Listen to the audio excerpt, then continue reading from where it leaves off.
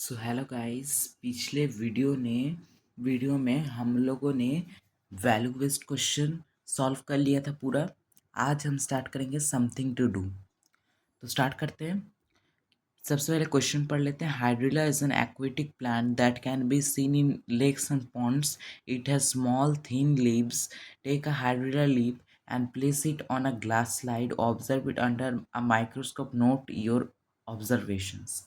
देखिए, हाइड्रिला एक aquatic plant होता है। एक्वेटिक प्लांट का मतलब जो पानी में रहता है। तो वो एक एक्वेटिक प्लांट रहता है जो कि लेक्स और तालाब में पाया जाता है। ठीक है, तो उसका ना बहुत छोटा छोटा और पतला पत्ता होता है।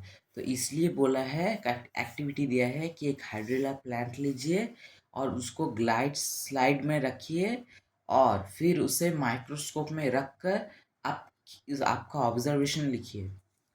तो इसका आंसर हम लोग लिख लेंगे क्योंकि मैं ऑलरेडी ऑब्जर्वेशंस देख चुका हूँ। When we observed under a microscope, we can see, number one, the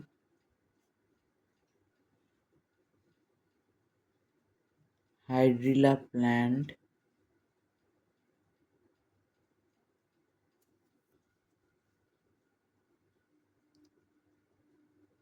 the hydrilla leaf, sorry यहाँ पर लीफ के बारे में बोला गया है, is made up of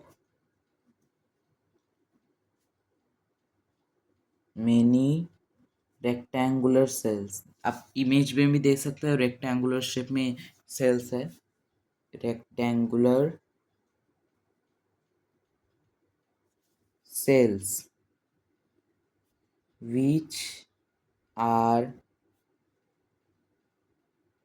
arranged in rows. Second point, each cell has a cell wall, cytoplasm,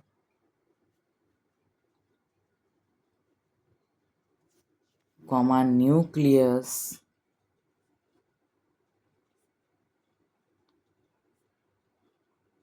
and green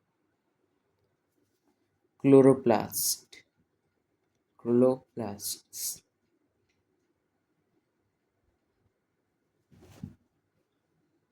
Fourth number point,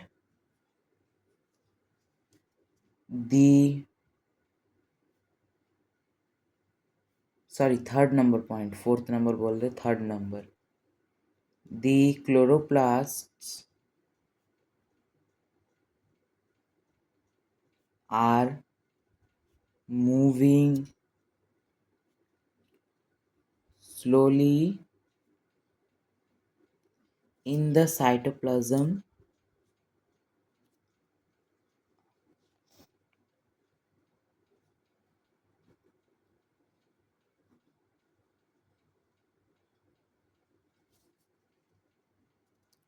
last point, fourth number, these cells are tightly packed with very small intercellular space.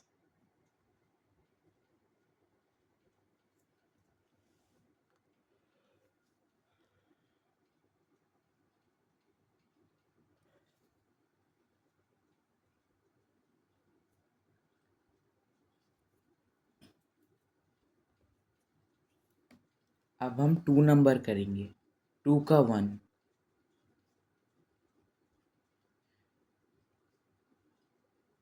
सो 2 का 1 क्या कहा है? When were cells discovered? Were they discovered before or after the invention of the compound microscope? तो इस question को क्या बोला है सबसे पहले हम समझ लेंगे। इस क्वेश्चन में कहा गया है कि सेल्स कब डिस्कवर्ड हुआ था और क्या वह कंपाउंड माइक्रोस्कोप के आगे या बाद में इन्वेंट हुआ था, वही यहाँ पर पूछ रहा है। ठीक है, तो आप तो ये क्वेश्चन पूछा गया है, तो इसका आंसर क्या होगा? चलिए देख लेते हैं इसका आंसर।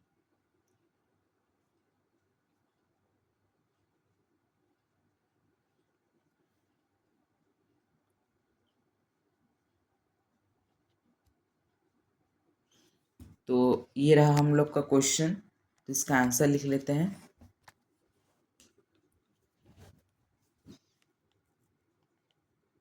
सेल्स, हम लोगों ने बुक में पढ़ा था, इस चैप्टर में ही लिखा है कि cells were discovered by Robert hook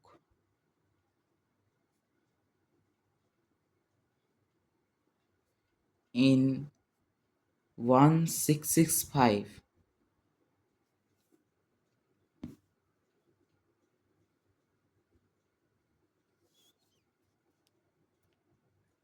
They were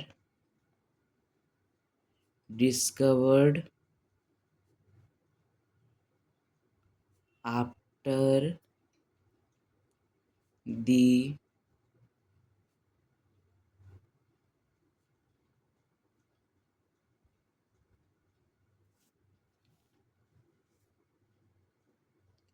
invention of the compound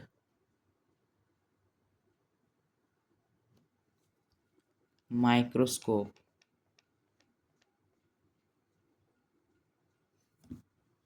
second number में क्या बोला है?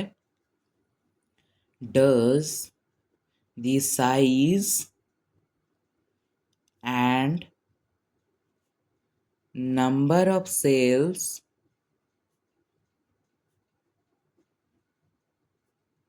depend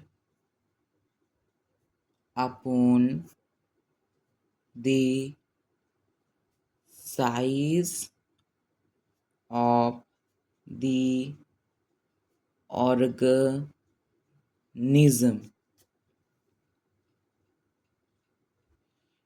यहाँ पर क्वेश्चन में क्या बोला है? बोला है मतलब ऑर्गेनिज्म में क्या साइज और नंबर ऑफ सेल्स, मतलब ऑर्गेनिजम्स का कितना साइज होगा वो क्या साइज और नंबर ऑफ सेल्स में डिपेंड करता है? तो इसका आंसर होगा, इसका आंसर क्या होगा? इसका आंसर होगा नो, क्योंकि according to their location and function, uh, the size of the organism is there. So there will be no the size and number of cells does not depend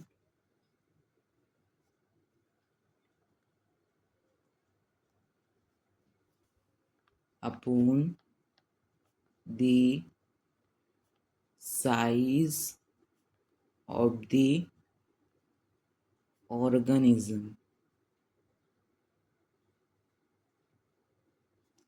Third number question. List the functions of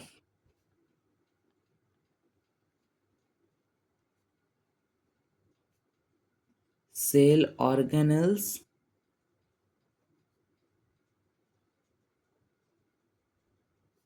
and also mention the organ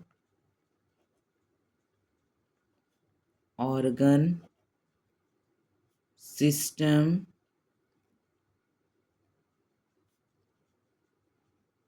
that the organelle is similar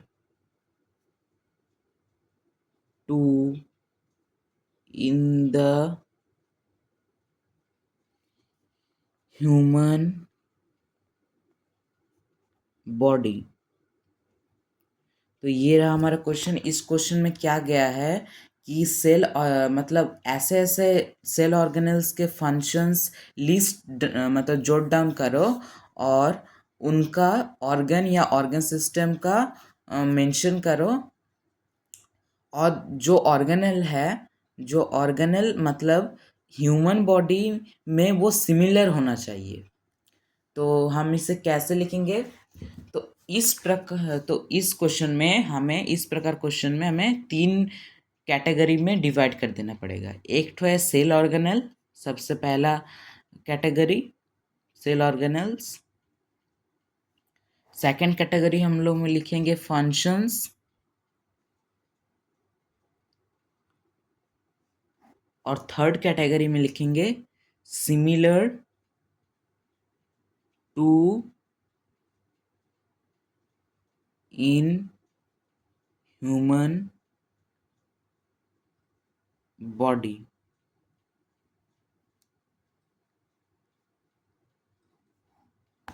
तीनों हम divide कर दे रहे हैं, ठीक है। तो सबसे पहले हम लिखेंगे सेल मेम्ब्रेन। अब सेल मेम्ब्रेन का फंक्शन क्या होता है? Controls entry and exit of substances. और यहाँ पर similar to in human body क्या होगा? ये होगा skin. Second number nucleus. Nucleus functions में कंट्रोल्स ऑल सेल एक्टिविटीज। और ये similar to in human body क्या होगा? ब्रेन।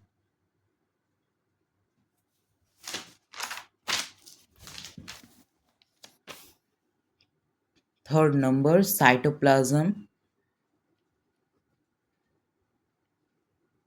इसका फंक्शंस साइट ऑफ केमिकल, मतलब हम लोग को फंक्शन शॉर्ट फॉर्म में लिखना है और वो किस प्रकार का, मतलब कौन से मेन पार्ट का अंश लेकर अंश जैसा वो काम करता है, ठीक है।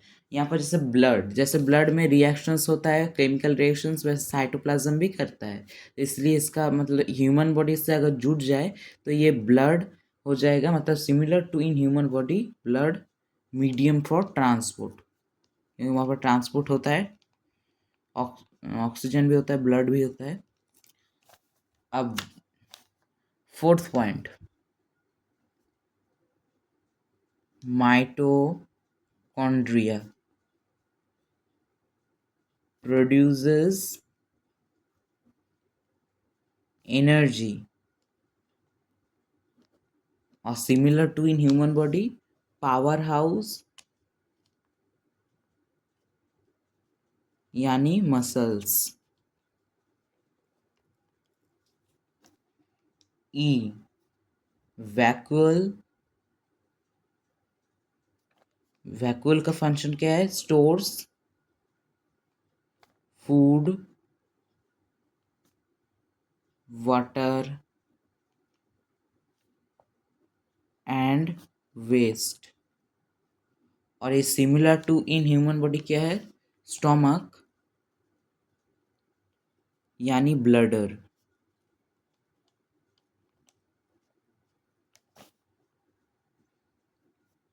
अब हम लिखेंगे क्लोरोप्लास्ट, जो कि प्लांट्स में रहता है, पर वो in similar to in human body भी है, तो इसलिए हम इसे क्लोरोप्लास्ट यहाँ पर लिख रहे हैं। तो उन लोग का फंक्शन क्या है? फोटोसिंथेसिस,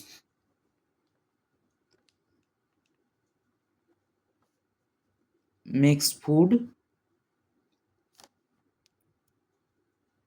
और similar to in human body, digestive system.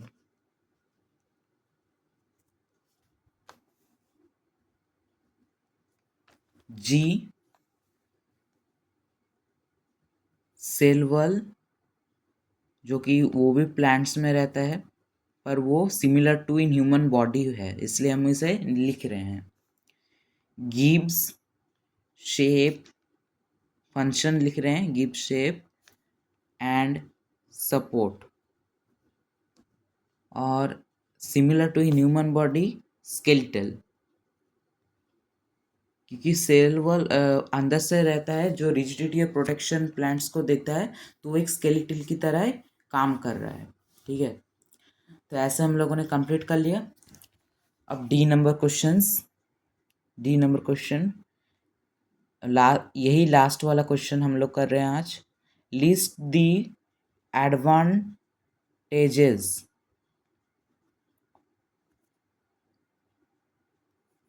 of having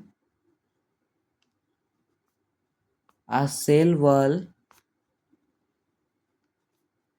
as the outermost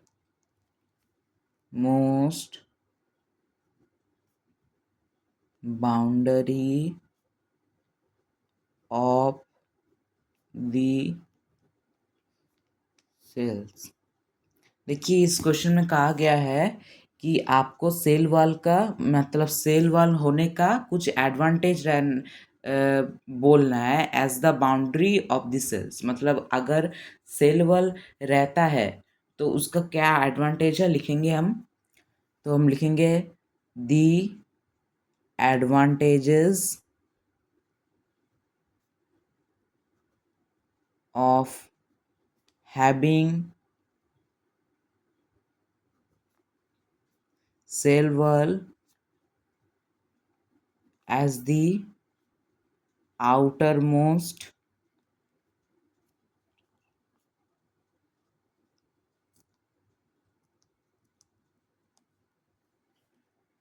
boundary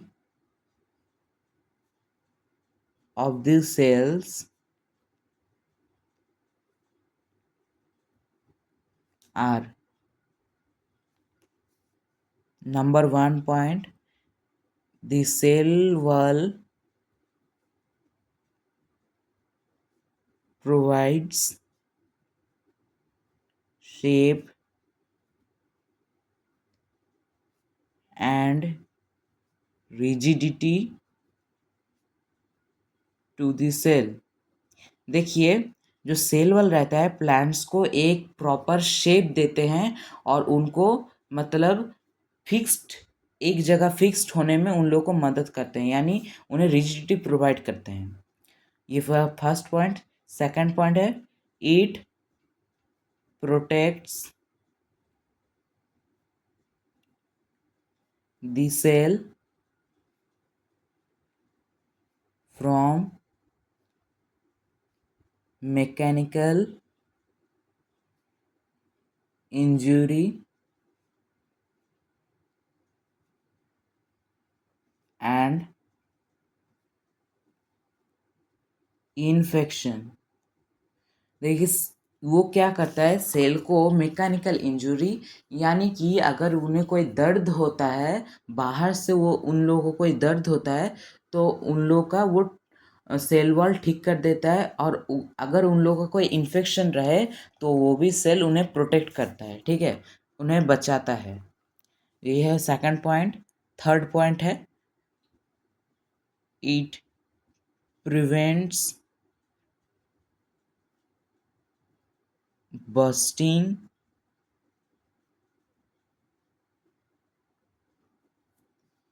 of the cell when water enters। देखिए, वो लोग मतलब सेल जो फटता है तो वो सेल फटना वो लोग कम कर देते हैं या स्टॉप कर देते हैं जब भी पानी उसके अंदर घुसता है, ठीक है। अब देखेंगे कि प्लांट्स में जब पानी देते हैं तो वो उसके प्लांट्स कभी फटता नहीं और एक जगह फिक्स होकर खड़ा रहता है, अपनी नॉर्मल पोजीशन में खड़ा होता है। क्यों? क्योंकि जब वाटर एंटर होता है सेल वॉल के अंदर तो बर्स्टिंग ऑफ सेल मतलब जो सेल होता है वो लोग कम हो जाता है। हम लोग के बॉडी में भी देखना कि जब हम लोग को कभी भूख लग जाता है और बहुत देर से कुछ नहीं खा पाते तो सेल खुद को ही खा जाता है, बर्स्ट कर जाता है। तो वैसे प्लांट्स में भी होता है वो सेम प्रोसेस। जब उन लोग को ज़्यादा भूख लगती है तो उन लोग को सेल्स भी एक सेल्स को दूसरे सेल्स खा जाते हैं। पर उन लोग का जब खाना पानी है, पानी और धूप है, तो उन्हें जब प्रॉपर पानी धूप एटमॉस्फेयर जब मिल जाता है ना तो उन लोग का जो सेल वॉल है सेल वॉल के अंदर जो सेल है वो बर्स्ट करना छोड़ देते हैं, ठीक है। और फोर्थ नंबर पॉइंट है, तो ये इस पॉइंट में कहा गया फोर्थ नंबर पॉइंट है, it also allows the materials